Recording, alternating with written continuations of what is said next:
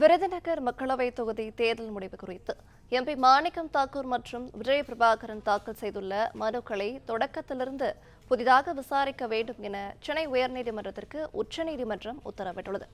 விவரங்களை தருகிறார் செய்தியாளர் ஆனந்த். ஆனந்த், வணக்கம். மேலும் விவரங்களை பகிரலாம். வணக்கம்.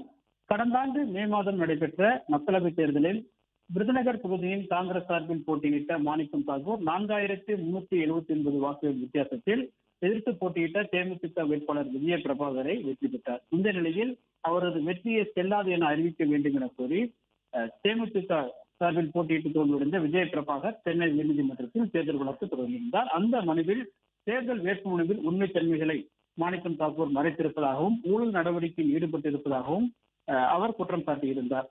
இந்த வழக்கு சென்னை உயர்நீதிமன்றத்தில் நிலுவையில் இருந்து வருகிறது. இந்த நிலையில் தமக்கு எதிராக கூறப்பட்டுள்ள அந்த குற்றச்சாட்டுகளை நீக்க வேண்டும் என கோரி விஜய பிரபாகருக்கு உத்தரவிட வேண்டும் என கோரி மாணிக்கம் தாக்கூர் சார்பில் உச்சநீதிமன்றத்தில் மேல்முறையீட்டு மனு தாக்கல் செய்யப்பட்டது. இந்த மேல்முறையீட்டு மனுவில் தமக்கு எதிராக கூறப்படுகிற குற்றச்சாட்டுகள் ஆதாரம் இல்லை எனவும், எனவே தமக்கு எதிராக தேர்தல் வழக்கில் கூறப்பட்ட குற்றச்சாட்டுகளை நீக்க வேண்டும் எனவும் கூறப்பட்டிருந்தது. இந்த நிலையில் இந்த வழக்கு உச்சநீதிமன்றத்தில் இன்று விசாரணைக்கு வந்த பொழுது அப்பொழுது உச்சநீதிமன்றம் இந்த வழக்கை பொறுத்தவரை சென்னை உயர்நீதிமன்றம் விரைந்து விசாரிக்க வேண்டும் எனவும், அதே போன்று மாணிக்கம் தாக்கூர் தனக்கு எதிராக குற்றச்சாட்டுகள் ஆதாரமற்றவை மற்றும் அவதூறானவை என்றும் கூறுகிற அந்த குற்றச்சாட்டுகள் குறித்தும் விசாரிக்க வேண்டும் எனவும் உச்சநீதிமன்றம் தெரிவித்திருக்கிறது. மேலும் மாணிக்கம் தாக்கூரின் மனுவை நிராகரித்த உயர்நீதிமன்றத்தின் விவகாரம் தொடர்பாக விசாரணையை மீண்டும் விசாரிக்க வேண்டும் எனவும் உச்சநீதிமன்றம் தெரிவித்திருக்கிறது.